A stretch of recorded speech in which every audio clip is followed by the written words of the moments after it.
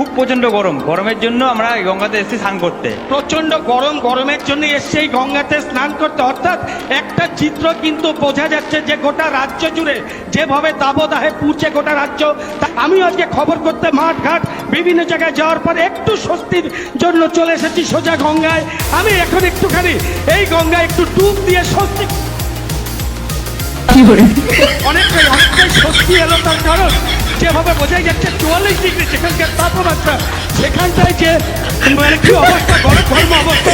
গরমকালে হয়েছে কালা সূর্যের তাপে তাপে, গরমকালে হয়েছে কালা সূর্যের তাপে তাপে, খাট সরাইয়া ফ্লোরে ঘুমাই এই গরমের ছাপে, খাট সরাইয়া ফ্লোরে ঘুমাই এই গরমের ছাপে।